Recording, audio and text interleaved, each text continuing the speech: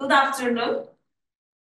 Welcome you to my talk. First of all, I would like to thank everyone, Foundation Development Directorate, for giving me this opportunity to share my work with my colleagues and with my TAs and hopefully with students if they will come. So today I will be talking about the Imperial Circumcision Celebrations of 1720. As the title of my presentation presents. Well, actually, this is based on my book that I published in 2020 in Brill. And this research was based on my PhD research and my PhD thesis that I defended in 2017 at Boğaziçi University. Well, in late July 1720, the Ottoman court announced in Istanbul that on the occasion of the circumcision of Sultan Ahmet's third four sons, the court will hold a public circumcision celebration in Istanbul. And on this occasion, uncircumcised boys from the city and from among the nearby districts of Istanbul were also invited to come and register their names in the books of registers. And then this turned into a 3-week-long public festivity that held in Ok Meydanı and Golden Horn, as we will see. Actually, this topic is a very well-known topic in Ottoman historiography, in art historiography. Maybe some of you are familiar with the images, not of Ibrahim, but of Nebni depicting the festivities. Because this subject, the festival paintings of the 1720 festival, was studied by Esin Atıl. In 1969, Esin Atıl wrote a dissertation about the festival paintings of this festival made by Nebni. And in 1999, this was published as a book. And these two studies became like the foundational texts in the field. Later on, all coming studies about Ottoman ceremonies or Ottoman festivals in general, they follow the same methodology set by Esin Atıl. However, there are some obstacles related to this methodology that I was critical about when I first started my research. At this point, also let me briefly mention that at the beginning phases of my research, I received very harsh criticisms and very harsh comments by some very significant scholars in the field on the ground that this is a very well-known topic, that I will never be able to find any new sources, or I will never be able to propose a new methodology to the subject. And thankfully, I was able to accomplish both in the end. But it was very heartbreaking at this stage. And it shows us the iconic role of this study in the field, both in Ottoman art historiography and Ottoman historiography. One of the main obstacles related to the studies in the field before my study was that these paintings or paintings of this kind were regarded as if social realities, as if reflecting the social and cultural reality of the festival. However, they are visual representations of a text. They are not reflections of the festival itself. So this was the main obstacle. Another obstacle was that the field had focused on one illustrated copy that we will go over. Let me show you this. I think we have it. Yes. The field had focused on this copy made by Nebni, which was a copy made by Sultan. However, there was another illustrated copy which had never been analyzed in detail in comparison with this one. And no one had dared to make a research on this copy. And a third problem was that the text of this Surname festival book was not analyzed in conjunction with the images. So no one had ever asked whether are there differences between the images and the text, or are there any differences between the two copies? And fourthly, no one had ever dared to make an archival research on the subject, with just a very few exceptions. Süreyya Faruqi many years ago wrote 3 successive articles on the subject. She had found out the accounting book just of the subject. She was very interested in the subject, but then she told me that she couldn't find any other sources, and indeed she was so happy and supportive to me from the beginning of this project. So these were the main problems that I was critical about. So I had two main questions, and later on these became like the two basic questions that I answered in my book. First, why Ottoman court held such a grand scale festival at this historical juncture? And secondly, how they managed to do this. And the second question especially had never been properly answered in the literature due to my study. So there are many other imperial celebrations and rituals that was held in different parts of Ottoman history, but no one had ever been able to answer this question. Well, actually, this festival was a series of other festivals that the Ottoman court held in the early 18th century, especially after the return of the court from Edirne to Istanbul. In 1703, we have a major rebellion, which is called Edirne Incident. The court at that time was residing at Edirne for approximately 50 years. After this rebellion, one of the demands of the rebels was that the court would turn back to Istanbul. So first of all, the court was not resident in Istanbul for approximately 50 years. So whenever the court turned back to Istanbul, we see a conspicuous use of urban ceremonial to reinscribe the dynasty into the cityscape again, basically to remind the city dwellers the grandeur and the wealth of the dynasty and the social hierarchies once again. So in 1708, 1709, 1710, we see three successive wedding festivals that were publicly held in Istanbul. And then we had this festival, and afterwards it continued. We had in 1724 and 1728 other marriage festivals. But still the question is, okay, these wedding festivals were short scale, small scale festivals, the duration was short, and the cost was not that much high. Still, I was not convinced why there was a need to commission such a large scale festival. So this festival was also different from these contemporary festivals with its morphology, with its duration and the length. And then in the end, we can talk about this, but I have seen that I argue that this was the project of the Grand Vizier of the time, Damat Ibrahim Pasha, because he had been appointed as the Grand Vizier just 1.5 years before. He had this intention to create a new image of the dynasty based on visibility. To this end, during his Grand Vizierate, we see a conspicuous attempt to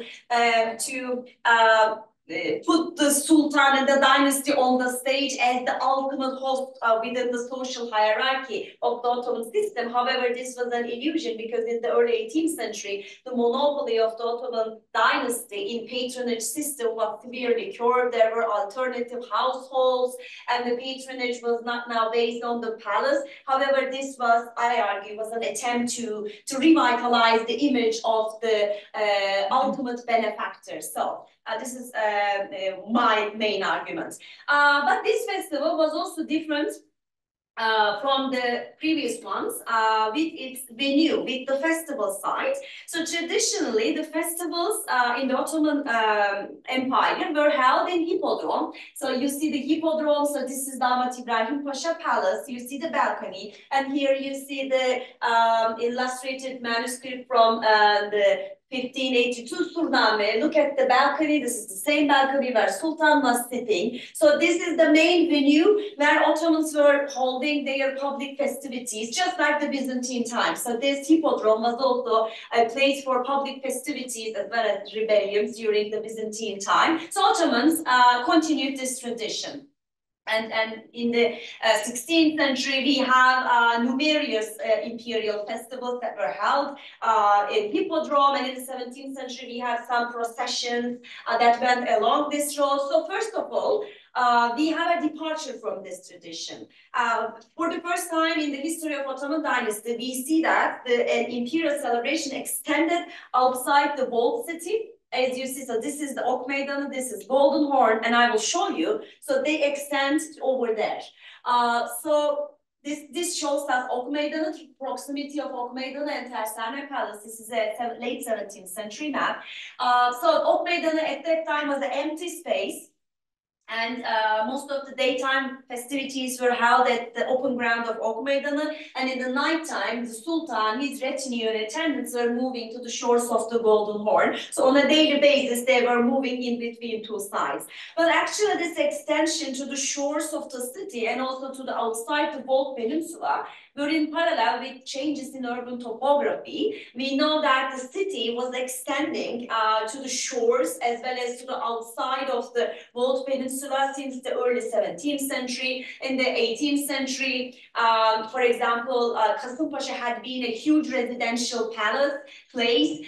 So this must have referred to these changes in the urban scale. But also I argue that for this festival, the Ottomans needed a larger venue because, as we will see later on, only the number of attendants whose name I know was over 3,000. And we should add the attendance and the pages of the viziers and the spectators.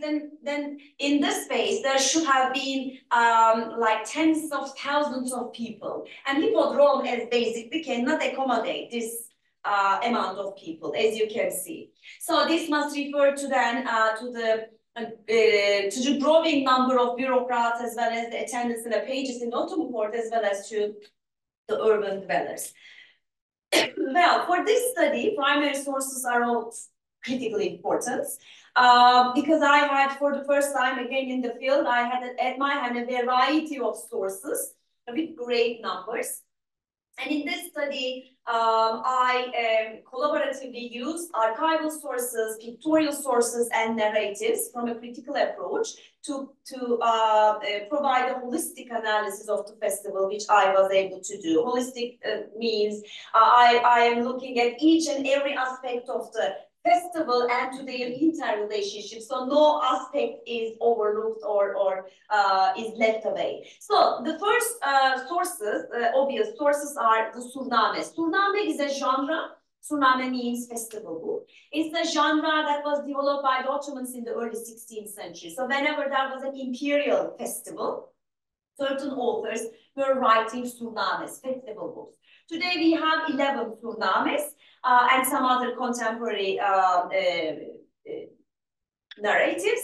And some of these surnames, actually in this case, two of these were also illustrated. So we have painted versions. So they were commissioned by the court. So as I told you, Istinatul had already studied the copy that was painted by Levni. This copy, which has a textile binding, is the one made by Levni. But this copy, there is another copy, was totally overlooked. And when I first studied this research in 2009, I think, when I was an MA student, I was amazed to see and learn that there was another illustrated copy that no one worked on. So I tried to understand the content of this copy, but then I have seen that the copy was in a problematic situation that I was not able to complete this research for an MA paper because the copy was bound out of sequence. The pages were out of sequence. There were many missing pages.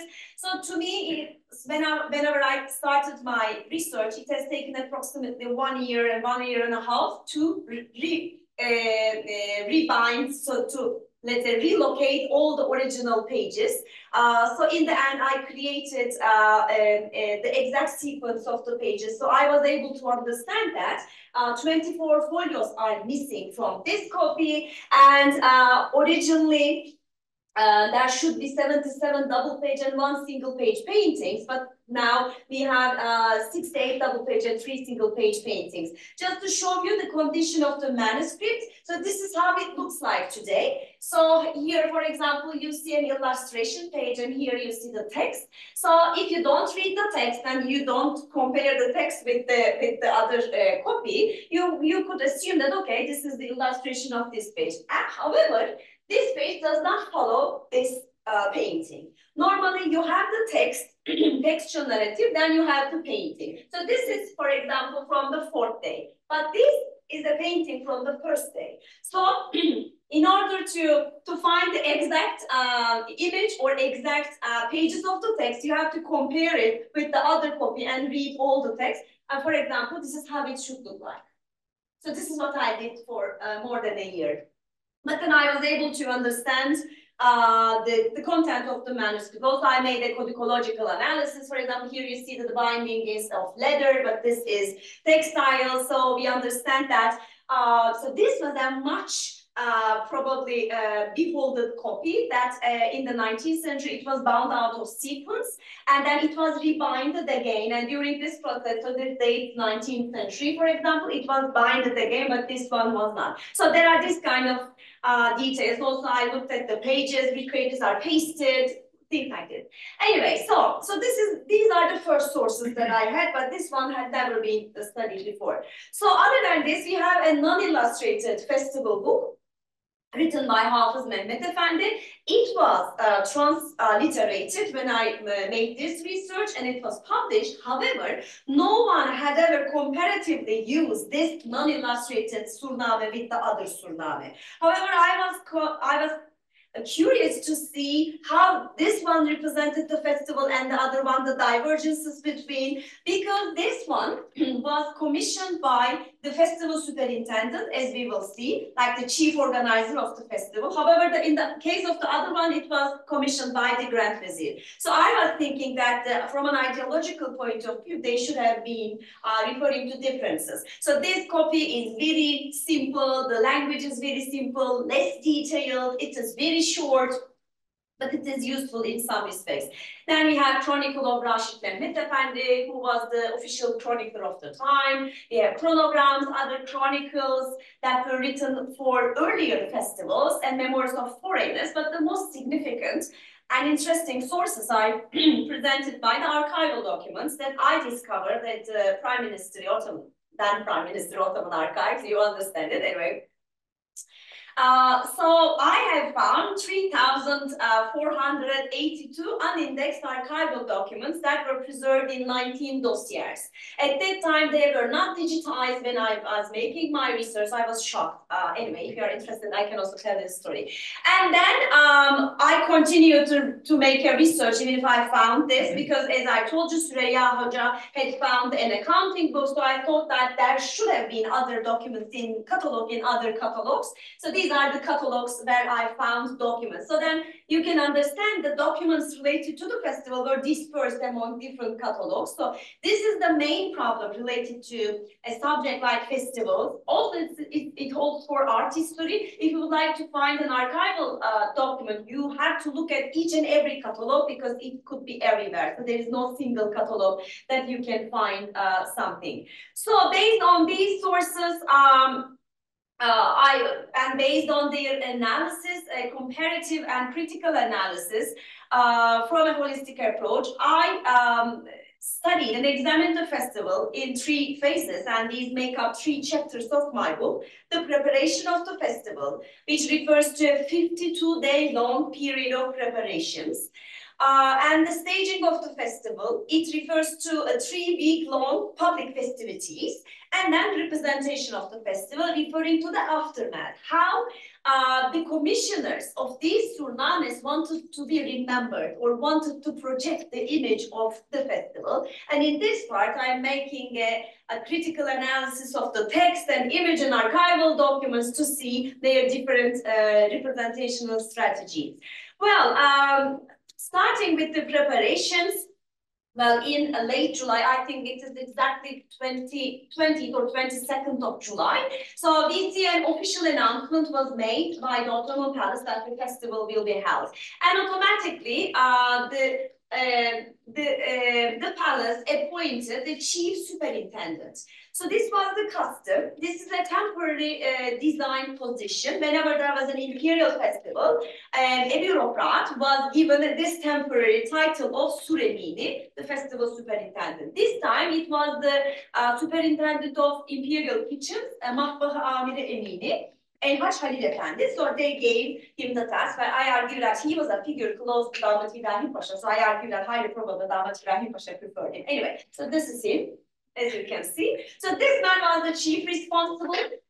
And then narratives tell us that Right after his appointment, he appointed a deputy for helping him, and this was Mehmet Ağa. So the two men, as I can see from the archival documents, were too busy until the end of the festival because they were the chief responsibles, and they were extremely preoccupied with everything, with rules of etiquette, rules of protocol, provisioning of materials, wages, daily wages of the people, as we will see, as well as for keeping the documents related to the festival. Because whenever I analyze archival documents, I have seen them, a bunch of them were prepared by his chamber, Daire-i Sur-u Emin.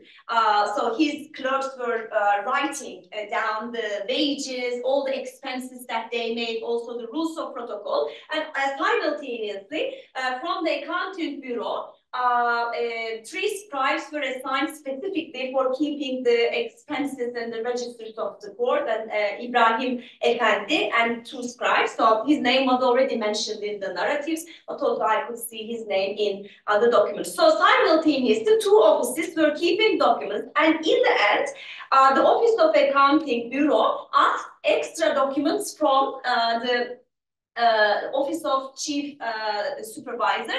So this research also told me and tell us about the working of bureaucracy in the early 18th century, their communication, how different bureaus communicated and worked. So, so I was amazed in the end about their details in documentation. And as I have seen, one of the first things that they did was to survey registers of earlier festivals. So this was a custom. Whenever there was a festivity or a celebration, the custom was to survey earlier registers to understand rules of protocol. And in this case, the festival of 1675, that was held in Edirne. In 1675, in Edirne, again, a major scale circumcision festival as well as the imperial wedding was held.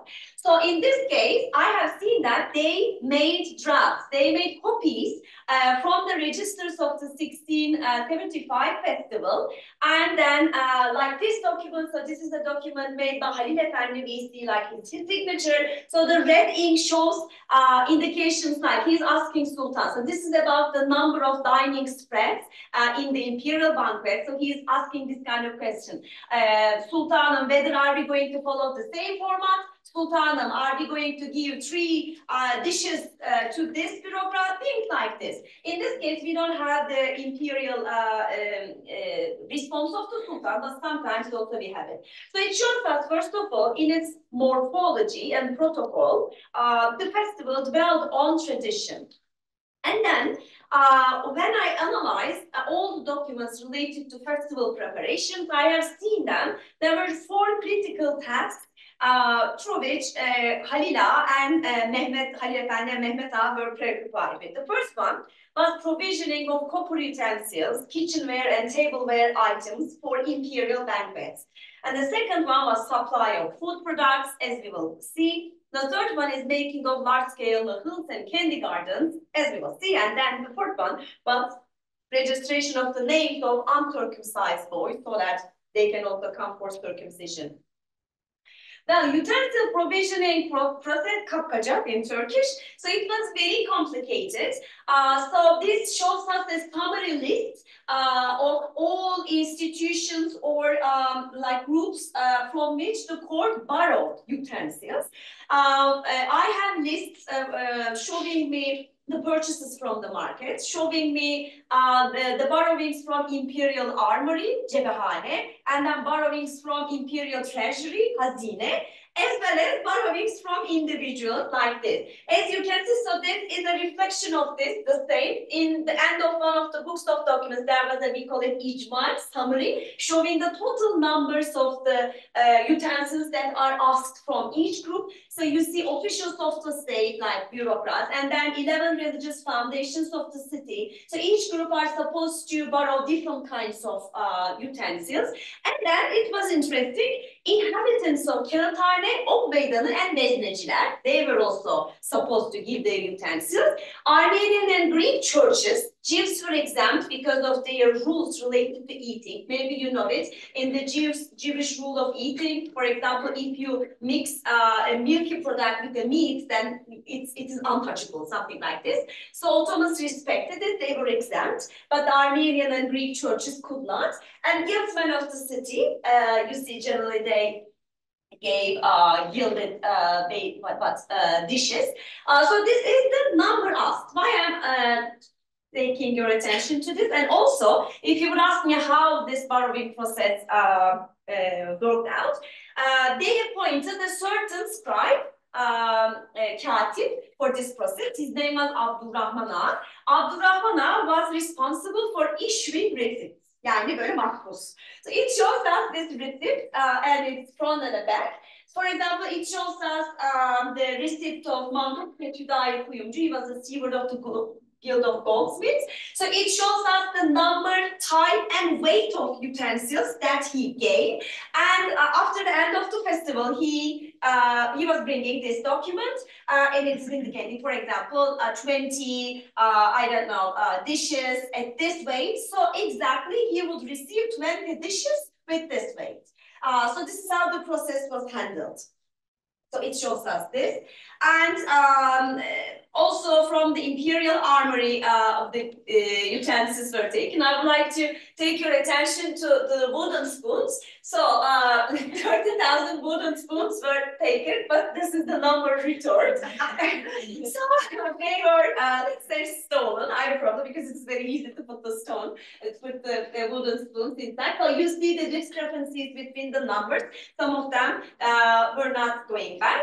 And if there are such kind of discrepancies for the number of utensils that were borrowed from the guildsmen and from the officials of the state, in the treasury, a certain amount of money was just reserved for such kind of losses and deductions, so that they were given instead money. If, let's say, your piece cannot be returned, then money was given in return. So this process is very complicated, especially on the part of the guildsmen. We have extensive lists also for the guildsmen. So what I was doing in this research was comparing documents, since I had a variety of documents. As you all know, generally there are discrepancies between the same type of documents. For example, in the accounting book of the festival, I have seen that only the numbers asked from the palace was mentioned. However, I have some other books of registers like this one. This one both mentions the amount asked and the amount delivered, which shows us that, for example, look at this, the Guild of Gunstock Makers. So this is the number asked from them by the court, but this is the number they delivered. So it means that sometimes some guilds and some people did not contribute in the amount that they were asked. And I argue that it maybe shows kind of a indirect social tension, because keeping in mind that these people would not be able to take back their utensils for more than a year. And also when we think of the very limited material resources of the guildsmen, so they needed these kind of dishes. Some of them maybe didn't want to give. And I also found another document related to the Armenian churches. They also contributed to the house. Half of the number of utensils that were asked. So why I'm mentioning this, because generally the literature just focused on the grandeur of the events and how great was that. But then these kind of small details, I think, show us that, well, the urban dwellers, some people were not probably that much happy because of the imperial celebrations, because they were under certain obligations. So I have a very long list, but anyway, this is just a part of it. And the second process was provisioning foodstuffs. There were banquets, as we will see, in Ok Meydanı. Each day a different group was invited, and in the 14th day of celebrations, urban dwellers were also given a public feast. And for this, huge amounts of basic products, as well as other kinds of fruits and vegetables and everything, as you see, I have a very long list for this, were provisioned. And since I had too many documents, both in my book and in my thesis, I'm making up tables so that the reader can see their number, type, and also the cost. So also it gives us the information related to the economic history, because we have also the prices. Anyway, look at the basic products. Just I would like to tell you that when we compare these amounts with the yearly consumption amounts of the Ottoman palace, they are even more. So then just in 3 weeks of a festival, they consumed more than a yearly consumption of the palace. So this just shows us the wideness of the festival and its scale. And also, another thing that the court was supposed to do related to food provisioning is that the attendants who were on duty in the festival side, they were given a daily allowance, which is called tayinat. And as you can see, different groups were given different amounts of tayinat. It's based on the hierarchies. So always in the festival, we see a hierarchical differentiation of different social groups. But anyway, so it also shows us this. So it shows us the milk products, spices, fruits, vegetables, fish just for the ambassadors, by the way, and the processed food. And let me tell you that lower ranking bureaucrats and the common people consume nearly none of them. So there is a clear differentiation. For example, we will look at the menu in a short while. Kabak kalyesi is a dish that is mentioned that is mentioned in the banquet of nearly all groups. However, the ingredients of kabak kalyesi was different for each group. Seasonings and spices, they were all exclusive to the higher groups anyway. And then the third task was making of large-scale nahils and candy gardens. So these are nahils. There were 2 different types, and these are candy gardens. So nahil is a kind of a 3-dimensional pole that is decorated with wax and fruits and flowers. So we assume that it comes from probably Dionysos festivals, referring to fertility, because you see the shape is like a phallus. And these were displayed only during the times of marriages and circumcisions, which also rely on the concept of reproduction and to the male virility. Well, we don't know where it came from. Probably it was a pagan form that later on passed to the Byzantines, and Ottomans also made use of. But we know that by the 16th century, Ottomans, not just the elites, the common people, were also using nahils when there was a wedding ceremony or circumcision. In the streets of Istanbul, if you are wealthy enough, you are affording a nahil for your daughter or for your son. So in this case, so when the nahil belongs to the princess, these nahils were 21 meters at length. And these are candy gardens, you see, like 3-dimensional maquettes of gardens full of fruits and flowers made by candies. So I was able to clearly understand the construction process of these candy gardens as well as the nahils. I have an extensive list showing us the types of materials used and which group used which material. Basically, we see that all these different groups, I think more than 20. So these different groups of craftsmen worked in the project.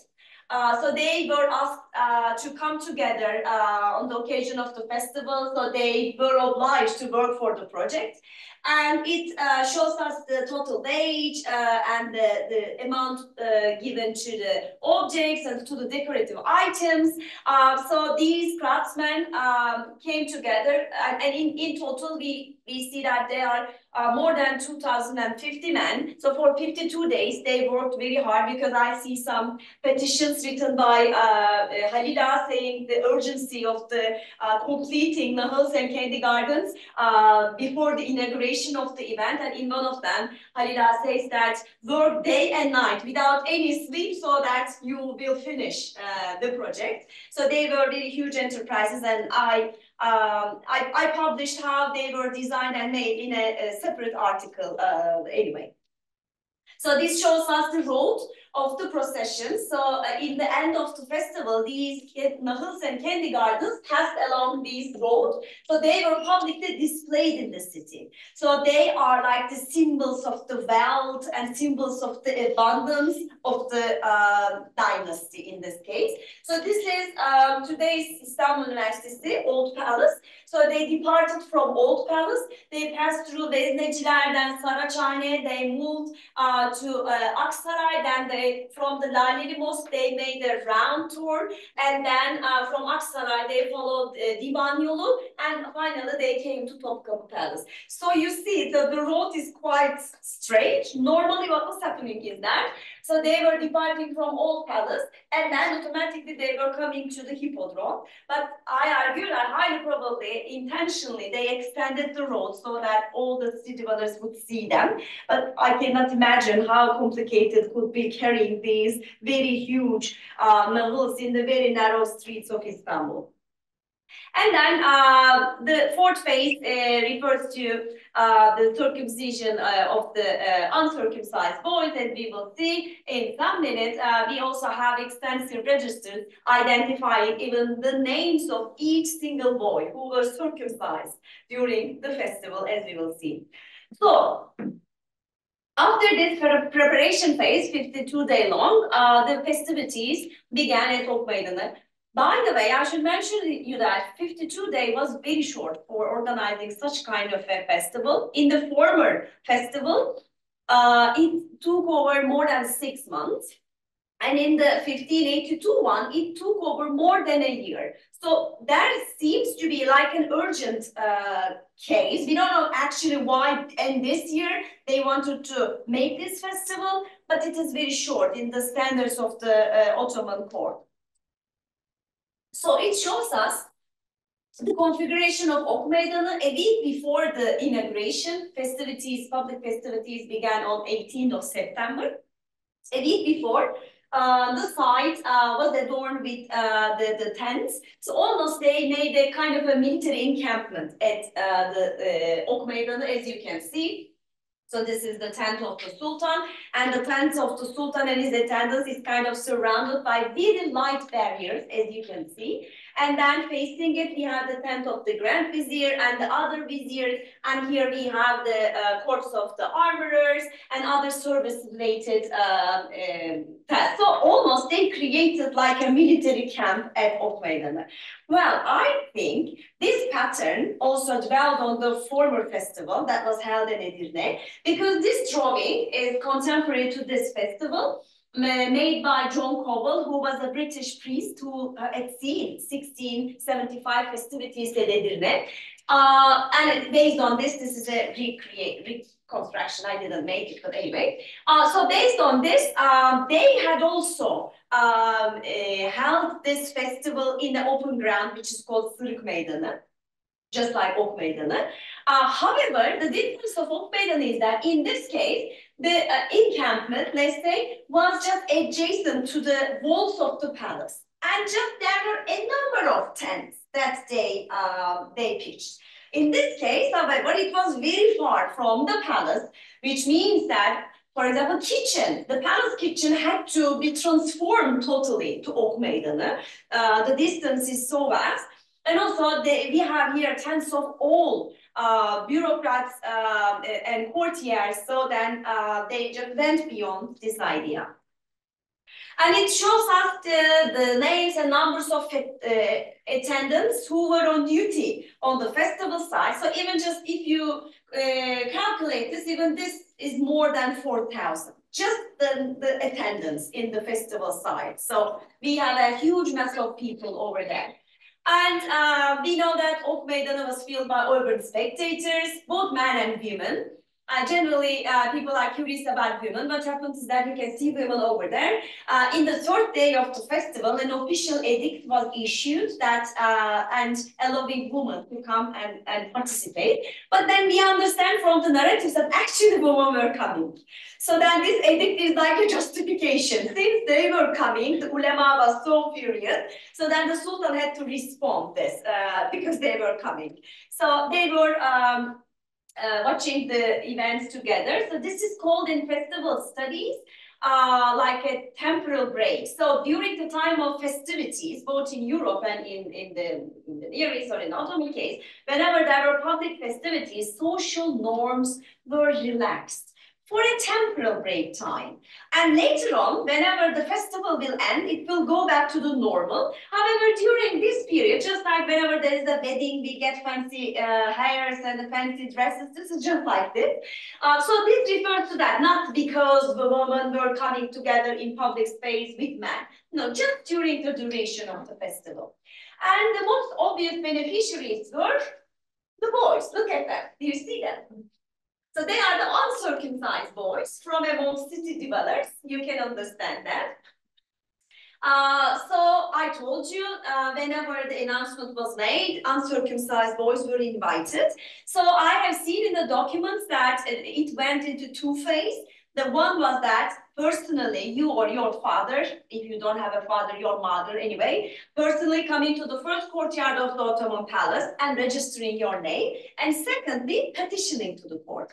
I have more than 2,000 petitions, just asking like, my boy is poor, can you just register the name? And I have, very interestingly, 3 extensive books of registers showing with the names, locations, and father's name of all these boys. Actually, one of them, this one I think, was the first thing that I discovered related to this bunch of documents. So one day I was looking to the documents in this dossier, then all of a sudden, so this is the beginning, and there is also the date over there. I was shocked and amazed to see that the names of all circumcised boys were just looking at me. And then I also have other documents which organizes the boys according to their day of circumcision. Look at this. So exactly it shows how many boys were circumcised on which day and which boy was circumcised on which day. And the other one organizes the boys according to their districts. It starts with Üsküdar, and then it talks about Üsküdar, Tophane, and then Galata, Istanbul, and Eyüp. So it organizes the boys according to the districts of the city. So that's how we can see the identities of these boys.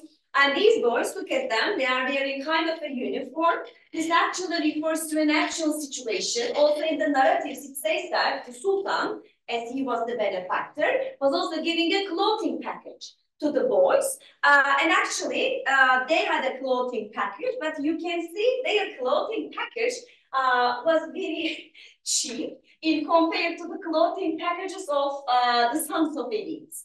So there is again a social hierarchy based on the clothing of the circumcised boys, because together with the poor boys, palace pages, the pages of the viziers and the sons of viziers, and some pages who were studying at that time at Enderun Palace School, they were also circumcised.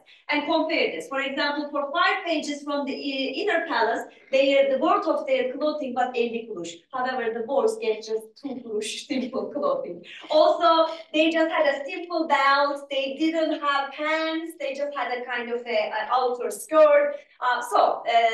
We have a social differentiation, as you can see, based on this as well. And then in the postdoc, I made a kind of a, like I worked in a digital project.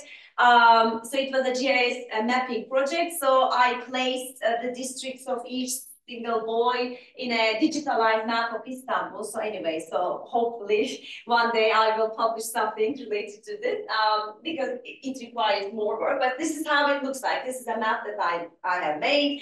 As you can see, so there are boys also living in the shores of the Bosphorus, and also huge number of boys are living in Üsküdar, in Kasımpaşa, but still a major number of them are living in, as you can see, in the historical, in the Bold Peninsula. And so whenever the festival started, okay, we have the circumcision of the boys, and then also starting with the first day, we have the food-related rituals, the imperial banquet. So each day a different group were invited. I mean, when I say group, I mean only the bureaucrats, the higher ranking and the middle ranking bureaucrats were invited for imperial banquets.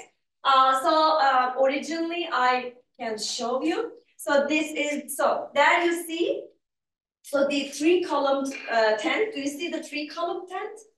So this is the tent of the banquet. And also there's another one, two-columned one afterwards. The three-columned one are for highest ranking bureaucrats, and the two-columned one are for lower ranking ones. So, so they came and they had their food, and then I was very interested in the menu of the festival, and then I also discovered the menu of the festival. So I exactly know which group ate what, but again, you see, a social differentiation based on the group. The first group refers to the Sultan and the Grand Vizier and the Beylerbeyi, provincial governors. As you can see, they ate 19 different types of dishes, then it is diminishing to 16, to 9, to 5, and to 3 for the commoners and to the Janissaries and to the course of Cebehane. So we again have a social differentiation based on food, not only the number of dishes that they could taste, but also their ingredients. Change, and we have extensive list of documents showing us. By the way, this is a document showing us the menu. They also differentiated the goods. It's not just me. So I was very interested and amazed to see this. Also, look at the last group. They could just eat derde as a dessert, but the other groups had different types of desserts. So this is again about recreating social hierarchies. And in the public festivities, the third ritual was rituals related to gifting. So custom, according to the custom, both the bureaucrats were supposed to give gifts to the Sultan, but also the guildsmen of the city. And in return, Sultan was giving them rewards or giving them gifts. So this mutual gifting was not haphazard. There were rules related to protocol, and when we come to the 18th century, it was definite. For example, for a pasha, what kind of a gift and at what worth he should give to a sultan. Or this is also the case for the guildsmen. So it's not like whatever you give, that you were supposed to give an exact type of a gift. And indeed, all these gifts were coming to the palace days before the festival. So the palace was having the gifts beforehand. And then when the festival started, they were publicly displaying them. And in illustrations, we don't see the gifts of the bureaucrats, with the exception of the Grand Vizier, because he is the most distinguished one. So it shows us the gifts of the Damat Ibrahim Pasha. They are presented to the Sultan. We have Quran, we have porcelain, we have a jewel belt and a cloth, and bundles of textiles, horses, as you can see, riffles, and then I think so this is also a fur cloth. So it was very expensive, and the narratives related to this festival, they compare the gifts of Damat Ibrahim Pasha with the gifts of former Grand Viziers who gave gifts during previous imperial circumcisions. And Seyit Vehbi Efendi wrote that well, even if Sinan Pasha, who was the Grand Vizier during the 16th century, his gifts were so famous, even his gifts were very expensive, the gifts were of Damat Ibrahim Pasha were even more. So he's trying to justify that his gifts were even more extended. And then guildsmen were also supposed to present gifts to the Sultan.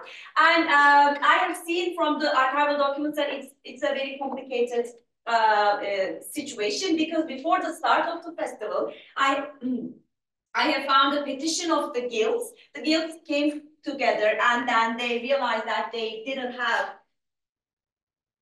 lists showing what exactly they should give during the time of an imperial celebration. They made a petition to the court. They asked to the court that right now they don't have at their hand information about their customary gifts, and they wanted copies from earlier registers. And then a response came from the court. They say that we are sending copies to the stewards, Kithuda, of your guilds. So we understand that everything is functioning based on documentation and writing. So rather than generally what we think of the early modern period. And then I have a book of registers which shows us exactly what kind of a gift each guild should give to the Sultan. And there are marginary notes written by the hand of certain stewards. So they they ask, for example, that this guild was added on a later date, so this guild was added later also. Anyway, so it shows us that so the guildsmen were curious to know about their gifts, and they definitely knew that there was a custom that it's not haphazard. And if you would ask me the type of gifts, well, it was determined according to the finances of each guild. For example, goldsmiths, they were like rich, so their gifts were more luxurious and expensive. But for example, let's say barbers, so they were not financially that much well-to-do. In their case, a simple candlestick as a gift was okay. So it was arranged accordingly. However, I have also found some documents showing us the tension between the guildsmen, because some guildsmen didn't want to give gifts, or they didn't want to give the money through which the gift would be prepared. For example, I have seen that a situation between the sherbet makers and the bakkallar, the grocery shop owners. So sherbet makers said that, well, 4 years ago for the military campaign, we prepared 4 tents. So in this case, we want our exemption. So our rate should be covered by the grocers, because they were hierarchically under the Guild of Grocers. And the grocers said no. So the two went to Kadı Court. So in the Kadı Court, they said that, okay, this is true. So their amount would be covered by you. So I have found a number of cases like this. They are few, but it shows me that between the members of the guildsmen, this was an issue. So it was a huge financial burden for them. And some of them wanted their exemption, some of them just didn't want to cover the amount. So again, my point is that everybody was not happy about the festivity, but this is something we never see in tournament, in festival book. They are just focusing on the grandeur of the event, the magnificence. So these kind of things, we never had information beforehand. And then we have public performances, as I call it. So here you see illusionist. I call it Bulkarayı, Alparayı in Turkish. It is exactly the same. So this is the performance of an illusionist, as you can see. And here we have the addicts. They are performing with wild animals, as you can see. So if you are interested, I can tell you about their games. And here we have animal trainers. They are performing, and musicians, dancers, and theatrical display. So this is called patbal. It is again kind of an illusion show. So they were putting dishes inside their very large cloak, and they were bringing them outside. So this is like a kind of an old game. Anyways, and then there is a tightrope walker. So I was able to find for the first time in the literature about the names and the wages of each group and where they come from. It shows us how they were grouped by the Ottoman bureaucrats. So what happened is that whenever the festival was announced, also performers living in different parts of Ottoman Empire, they started to come to Istanbul. And then whenever they come to Istanbul, they petition to the court asking whether they can take the stage during the festival. So they are not, the people who made performances during the festival were not court artists. So there's a specific group of court singers and musicians. They performed in just one day, but they were an exclusive group. The majority of the shows were made by these performers who came from different parts of the world. But again, I would like to take your attention to the hierarchical differentiation between the total payment they receive. Again, we understand that there was a hierarchy between these groups because their payment is quite different. And then also we have the names of many of these performers, where they come from. Just to mention, many of them came from the western provinces of the empire, and just 12 of them came from Cairo. And so these festivities held for 3 weeks. So 2 weeks were in Ok Meydan and Golden Horn, and in the last week they moved to Topkapı Palace. And in the first courtyard of the Topkapı Palace, they continued their celebrations. And then festival ended. First of all, whenever the festival ended, an intensive process of collecting the documents started for the bureaucracy. That I can clearly see from among the documents. And secondly, representing the festival started. The festival book at the beginning mentions that actually this project of festival book, Surname, had begun before the festival. At the beginning chapter, Said Vehbi says that before the start of the festival, a competition was made among the poets. And then Damat İbrahim Pasha was the jury. And in the end, he selected Vehbi Efendi and Rashid Mehmet Efendi as the authors who would write the Surname of this festival. And and then also within the book, he also says that I am making draft notes. I am like copying my notes to a clean sheet. He's also mentioning things like this. And whenever the festival ended, he mentions in the last page, he says that now I have all my draft notes. It is time to bring them together to make the complete copy. And simultaneously, we see that illustrations started to be made. And I proved, based on the archival documents, that the two copies illustrations were simultaneously made. So it was argued that Levni's copy painting were first made and then the second copy, but I found an archival document dating 1 year later the festival, 1721, and it shows that Ibrahim was already working in the book illustrations. So these were simultaneously commissioned copies. So there was the head painter for each one. There were different calligraphers. However, the project supervisor was the same. It was Said Vehbi Efendi. Before my study, there was no information related to the painter of this second copy. Actually, this is how everything began. I was obsessed with Ibrahim because we just knew his name. So when I was working on the manuscript, I was obsessed with him, trying to get some information. So I looked at everything in the document, and in the end, in the archiving, then I was able to discover his career at the palace. As you can see, he was the son of a courtier, Müteferrika, and he was a resident of Selanik, a village of Baslık. Anyway, and then he was working in the courts of Müteferrika, and then he switched to the courts of painters, and so this shows you his career at the palace. So he had a quite long career at the Ottoman palace, as we can understand, and he must have been old when he died. So this is how everything started, and it encouraged me that I can find other things. So this is what we know related to Ibrahim. So why I told you that there is a single project supervisor, because for the first time I comparatively analyzed the paintings also. I have seen that, first of all, the same compositional scheme is followed in both copies. As you can see, this is the copy of Ibrahim, this is of Levni. So on the right-hand pages of Ok Meydanı scene, there is always the Sultan and the Grand Vizier. And in the left-hand pages, you have performances. There is no vice versa. Like, it is the rule for all Ok Meydanı scenes. For Tersane Palace, Golden Horn scenes, so this is the pattern. On the left-hand page, always we have Sultan sitting in the courtyard, İncili Köşk. And on the other page, we have, on the right page, we have Damat İbrahim Pasha. Again, as a format. And not only this, also in the procession, depictions of processions and parades, we see sequential images.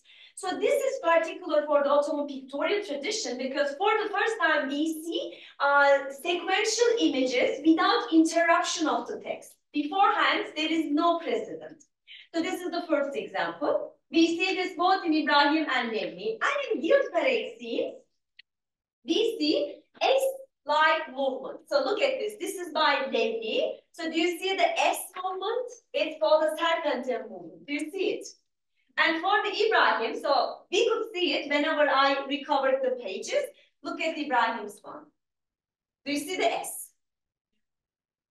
So, so this is also particular and similar in Levni and Ibrahim. However, as you can see, there is a difference, because the Levni guild parades are conceived in just one double page, but in Ibrahim, he conceived them in laterally in multiple pages. And for these images, I also looked at other illustrated manuscripts and books of engravings at Topkapı Palace, trying to understand possible visual sources of dialogue. So this is one source that can be, we are not sure, a source of inspiration, let's say. So it is called the Album of Conrad Weiss. So a very short time ago, Hasarovitz Treaty was signed between the Ottomans and the Austrians, and Ahmet İbrahim Pasha was the Grand Vizier at that time. And the Ottoman army, the commander of the army and the commander of the Austrian army, they came together at a certain district in Serbia, and they made the negotiations and signed the treaty. And to commemorate this meeting, Konrad Weiss, he was a court painter of the time. He made a number of drawings, and this album is later on published in a different version. So here you see the procession of, I think this is the Ottoman army, the procession of the Ottoman army. Also, we see the procession of the Austrian army. So without interruption of the text. So this can be, I argue, a possible visual model for this kind of sequential images. But there is another one for the Serpentine movement. So I found this particular image at Topkapı Palace. So this is from a book that was published in Amsterdam in early 18th century. So it shows us the Pope when he was going to Lateran Palace after he was elected. Look at the movement. The movement starts here. Look at them. So they are going up, and it is turning like S shape. Do you see it? And I argue that, and this book, we know because there is a preface to the book. This book was at the palace when Ibrahim and Levni was making their images. So I argue that here, although we see a movement from bottom to the up, since it was a manuscript painting, highly probably Ibrahim conceived it literally. So because again, the movement looks up, and also look at them. So they are turning their backs. Do you see? They are turning their backs when they are going up. It is very similar. Of course, this is not a definite source, but I argue that they might have been surveying such kind of visual models at this period. And in both copies, we see that Damat İbrahim Pasha is very significant. It was argued in literature before my study that while in the text, Damat İbrahim Pasha is very eminent, in the images, it's a sultan. It's not the case. Text and images are uniformly focusing on Damat İbrahim Pasha, because since no one had ever made a proper textual and text and visual analysis, they misunderstood it anyway. So I have seen that both text and images focus on Damat İbrahim Pasha in both copies. There are certain scenes that just focus on Damat İbrahim Pasha in the text, and then simultaneously we see their paintings. For example, like this. So this scene, it shows us Damat İbrahim Pasha. There is no sultan in this scene, and there are such many scenes in Surname, text and image. So here he is taking the greeting of a retired member of the ulema. So also in this scene, you see Damat İbrahim Pasha just sitting on his tent and watching the shows. So his image is very significant for Surnames, and indeed I argue that he must have been the real commissioner of the Surnames. And then I end with these two images. The Surnames end with these images. So again, these images are totally conceived uniformly, as you can see. The same composition theme, the same pattern. So these are the reasons why I think that there should have been a project supervisor determining which subject will be represented, how. However, if you would ask me if there are differences, yes, I didn't put in here, but there are certain differences between Ibrahim's images and Levni's, but only in the scenes that are not related to Sultan and to the Grand Vizier.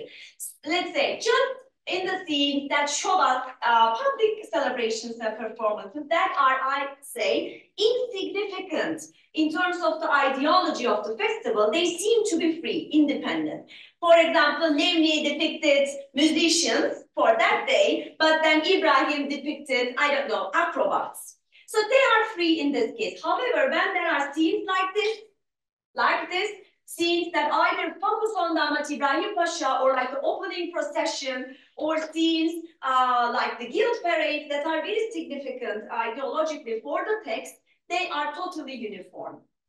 Like this scene. Surnames end with this scene. So you see they are almost uniform, the composition. So here we see, so in this case, someone just destroyed the face of Sultan Ahmed. But anyway, Sultan Ahmed standing in the fourth courtyard of the Topkapı Palace, as you can see. So here we have Sünnet Odası, the room of circumcision, Bağdat kiosk. And here we see Şehzades in their beds. Can you see them? They're in their beds. Görüyor musun? Burada daha iyi. In their beds, so this shows us after their circumcision.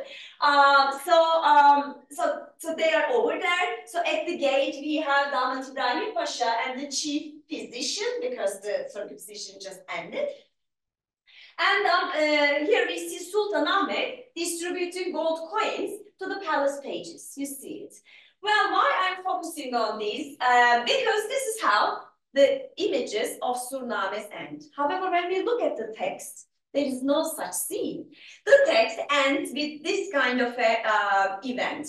The text says that the Shehzades were circumcised, and then the officials left the palace one by one. Then Sayyid Behbi says, whenever Damat İbrahim Pasha was moving along the second gate of the palace, he started to distribute gold coins to his left and right. And then he embarked on his horse and ends. And then text ends. So I was so surprised to see this discrepancy between the text and the image for such kind of a significant event. Because according to the text, it was Damat İbrahim Pasha who distributed gold coins to the public. However, think of the format of an illustrated manuscript. By the way, they are quite large. So these paintings were meant to be looked at. So imagine yourself as the beholder. So text comes, then you have 17 pages of paintings. And this is the last thing you would see related to a festival. And I argue that for a festival that was in theory commissioned by the Sultan, because he is in theory at the social hierarchy of the Ottomans, he is the chief benefactor. Well, the textual narrative was not found appropriate, showing the Grand Vizier while distributing ihsan, benefaction. So rather than this, we see a divergence from the textual narrative. So project commissioner, and highly probably in the company of the painters, they come up with this kind of an imagery, which was actually an illusion, which was an image that Damat İbrahim Pasha was trying to create. So only the reader can see it. However, even if you read it as such, the image is based on the distribution of benefaction of Sultan Ahmed. Well, it shows us different representational strategies, even the same illustrated manuscript. And also it shows us, it sums us the story of the festival, because in theory, it was Sultan's festival. It's supposed to be his benefaction. However, within the documents, within the narratives, we're recurringly seeing that it was not Sultan, but Grand Vizier and Viziers and Beylerbeyi who were actually paying money and distributing the benefaction to the Sultan. Also, from the time, we have an account of the French ambassador. So he has his memoirs, and he came to see the Sultan Ahmed and Damat İbrahim Pasha. And then he writes that Damat İbrahim Pasha was always trying to convince the Sultan for distributing benefaction to the people to have their loyalty, because it is one of the chief characteristics of the Sultan. But then also he mentions that Sultan Ahmed was not eager to spend any money for this. So it shows us these differences between the text and image, but then in the end it shows us that in theory it was meant to be for the Sultan, but in reality things were not like this. Thank you for your attention. It was long, sorry. Buyurun. Bana hoş geldin. Buyurun. Any questions? Of course, there are many details that I skipped. Yes, please. How frequent these festivals? It's not very frequent. This large, there are only 3 such large scale ones, the 1582 one, 1675, and this one. We have more than 10 huge scale festivities that were held throughout the time of the Ottoman. However, there were many small-scale ones, like the weddings of grand viziers, processions, but making such kind of a huge festival, it was rarely made. So there are 3 until 18th century, and in 19th century, we have another one, like 4 in total, because the cost is so immense. Like millions of akçes. And then some costs were also covered by the next year's tax incomes. So it is so costly. I was also thinking that how many Turkish trying to calculate, because you showed this, candy tree, the total price. We should ask you to Şevket Hoca. I don't know. Do you have an idea? Well, actually, well, it changes. It changes from century to century, so I don't know in today's standards. But it's too much for the treasury. For this one, the cash paid expenses were more than 7 million akçe. I know because I have the accounting book. Cash paid. When I compare it with the former big festival, so in the former big festival, it was more than 11 akçe, 11 million akçes. And then I was curious, how is it possible? Because also there is the inflation, so it should be more. Then I have found out that some of the expenses were covered with the tax incomes of the next year. For example, they say to the tent makers that, okay, we will pay it whenever we will receive the tax income of the jizya of the next year. So this is how they met. And also, I have seen that there were some monetary gifts that that governors of certain districts like Egypt and Damascus were sending. At this time, the governor of Damascus and the governor of Egypt, they send like thousands like hundreds and thousands of akçes as gifts to the Sultan. And I think they are also used in the expenses. They should have been, because normally the expenses should be more than the previous festival. And all the festivals, like 5, 6 big festivals, have books like that? No, just 2 of them have. Just 2. All the big ones have written texts, starting with the 16th century, but not illustrated ones. Only 2 of them have illustrated ones. But there is a, you can compare them if you want. Like you can compare the text. Yes. I did it. So these are published, by the way, all the texts. So you can compare the text and see and compare the gifts. For example, I was able to compare the gifts and the protocol just based on these books by looking at their transcription. But they are much shorter. Since they were the most the grandest of all, their text is lengthier, so they are much shorter, less details. They are just focusing on protocol and gifts and what happened. For example, for telling us about the public performances, they are very limited. But in this case, it's not. Because, as I argued, it was a project from the beginning. So the court, I argued, Damat Ibrahim Pasha planned it in advance. For the other illustrated book, it was illustrated 3 years later, 3 years after the end of the festival. The text was written contemporary to the festival, and it was given as a gift to the Sultan. But in this case, it was simultaneously prepared with the festival, which is different from the tradition. I was thinking I would like to organize one of these It's a huge job, but it should be fun. But it is very risky. If your head is not. Yes, it's very risky. So Halil Efendi was under great pressure. It is very risky if something would not be properly done, she said. And thank you. It was a wonderful presentation. I have a question about the non-Muslim community. Do we know that they were able to come and attend festivities just as a spectator? And I don't think they are depicted here, but were they part of the iconography? The ambassadors were depicted in one of the illustrations. I don't have it here. Ambassadors were depicted. The non-Muslim residents of the city were not depicted. So they should have come. We don't have any information. That's the only thing. Just what I have is that before the start of the festival, through their translators, all the ambassadors send a petition to the Ottoman court. They say that the ambassadors in the city, in the company of their translators, they would like to go to Ok Meydanı and see the site before the start of the festival, because 1 week before the tents were pitched and the lighting. So And then the imperial order was given. So Sultan Selim'den varıp seyretsinler. So they went and see the site. So this is just what we have related to non-Muslim. They should have come. But we don't have any information. And other than this, we have just the contributions of Greeks and Orthodox for the banquets. Yes, so these are the only cases when we have like the voices of the non-Muslims. They should also come. I have looked at this since I am quite obsessed with documents, some of you know.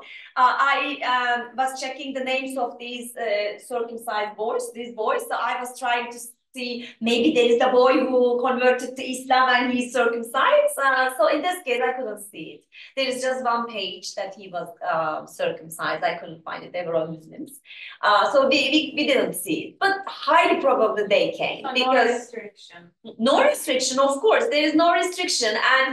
And this is a rare occasion to see festivities, and also within the festival sites from time to time they are distributing candies, they are distributing gold, and also in the site we know that there were barrels, within which there was the honeyed water, which was something pleasurable for the common people. Common people would just go and drink honeyed water. Honeyed water was something at this period. And also, like, it's a spectacle of colored clothes and everything. Think of it. So they should have come. Why not? But we don't have any information. Yes. Not a big question, but I saw in the games page that there was a group called Tiryaki. Yes, who are they? Who are they? Yeah, a good question. Thank you. So first of all, we know that in the Ottoman society, there was a group of true addicts, like opium addicts. So they were just going around in the streets in intoxication of the drugs. So there is this social group. But then I studied the documents and I have seen that together with this group, there were specific performers who pretend like addicts. So they were behaving like addicts. So like Tiryaki Hasan, for example, also in the 17th century, there were certain people who became famous for making a parody of addicts. And in this festival, I have the name lists and I have all the groups, and I have seen that the two were combined. So a number of like 3 men. So they were like the professionals who had a professional role in making the parody of the addict. But they organized the real addicts and they made a kind of a theatrical display to the addicts. And this dates back to the 16th century. In this case, what happened is that they were consciously given opium and they were in the intoxication of the opium. And at this point, snakes, real snakes, and bears were thrown onto them. And they started to scream and jump, and the snakes bite them. They were just jumping. People had so much fun. So the concept of entertainment in the early modern Ottoman and European society, as well as in the medieval period, is just like combined with laughter and brutality and wildness. Also, in the former festival, 1675, they put real addicts in a kind of a carrier, okay, like a carrier, mechanical device. And then one of the men who is the professional, he was drawing the device. At a certain point, they put fireworks around this device, and they started to explode, and their clothes started to burn down. This is true. So their bodies were burning down. They were screaming and yelling, and they were throwing themselves to the floor. And both Sultan and the common people were so entertained with this show. So, and in this case, it shows me that, which is important. Generally, the Ottoman historians focusing on entertainment or performances have this idea that, okay, there is a clear differentiation between the elite entertainment and the common people. And it shows me that it's not the case. Both groups had so much fun. They both get entertained, through the same kind of brutality. And indeed, their show was so great that they received the most reward from the Sultan. So, because I have a book showing the monetary rewards that they have received, inam, we call it. So they were the most popular one. So this is how it functioned. Yes. You said that they started to burn down. Let's Yes. say one of them has passed away. Yes. Did Sultan pay in some Yes, of course. It is called, yes. So for this kind of casualties, the court was reserving a certain amount of money. Yes. So this is what happened. They are called tiryakiler. Both are part of the social life, but then we understand that highly probably in the 17th century. So this making a parody of an edict is kind of a reaction to people's likeness. Since people were so entertained and so liked it, some professionals started to make a parody of edicts. Also, we have Surda Ahmet Çelebi, that Evliya Çelebi mentions that he was so famous in the 17th century for making the parody of an edict. So these kind of details I'm still working on to understand these performances. Yes. I have one more question. So about the gender of the entertainers, were they all male? Yes. But would they disguise as a female when they dance? Yes, of course they can. In one case, there is a very young girl. It is depicted, but I don't have it here. So she was the daughter of one of the performers. So she was allowed to make kind of an acrobatic activity. But other than this, all male, but they could pretend like women because I think we have it here. Can I go back? So they could also be köçek. So köçek is a male dancer pretending as a woman. We all have köçek. Nasıl geri gideceğim? Yaptım. Hayır, ben yaptım. So I will show you this. It is possible. Look at this. She's dressed as a female. So this is a performance made by Halil Kulu. Anyway, Halil Kul is a kind of a more professional, it's called branch. Starting with the 17th century, some performers were grouped under Kol, like a professional group coming together. They had the group leader, they have distribution of skills and professions. It is much more professional in compared to the commoners. Anyway, so they made kind of a, I argue, theatrical performance because you have musicians and then you have kolbaşı here. So you have performers here, and in the text it says that so there was a figure pretending like a woman, so they made this kind of a theatrical show. So it is okay for men to be dressed like a woman or dancers, and it happens a lot. In this case, do we have köçekler? So we have many köçek, by the way. Maybe not, but not female dancers or female performers. It's not yet possible. Too early for this. Thank you. Yes. Thank you for the presents. Are any of these resources not commissioned by the Sultan or the Palace or the... Well, the non-illustrated Surname is commissioned by superintendent, but still Halil Efendi, but still he is a bureaucrat. Well, we have chronicles written by, like memoirs written by the European ambassadors. For this festival, they are not very detailed and extensive, but we have a few. Other than this, no. Generally, we don't have, for this kind of celebrations, we don't have commoner's voice. Is it what you mean? Yeah, I mean, like, maybe there was a prejudice when it was commissioned by the Palace, so I thought maybe there's another resource that we can contact. Yes, you are right. So for this, in order to understand this, I am comparing different types of documents commissioned by different groups. For example, archival documents commissioned by the palace, but then illustrated surnames commissioned by Damat Ibrahim Pasha, and then non-illustrated one by Halil Efendi. So also a comparison between the documents. Through the comparison, I can understand certain prejudices. For example, the accounting office, whenever they were producing documents, they just gave preference to the financial data. They didn't mention the rules of protocol. Sometimes they omitted them. And when I compare them with the documents that were made by the chamber of the Halil Efendi, I could see what they omitted what they didn't include. And then I'm looking at the narratives, surnames. Then I could see that they, for example, totally omitted festival preparations at all. So because it was not something that they dare to mention. So this is what at least I could do. And as I mentioned you, with tiny differences between the documents, I try to understand the prejudices and omissions of the court, like the guildsmen in the number of utensils when they gave, also the ulemas, not ulemas, sorry, also in the petitions of the guildsmen, by evaluating them, I was kind of trying to understand whether were they happy with these obligations, whether there was a kind of negotiation between the palace and the outsiders. And this is all what we can do.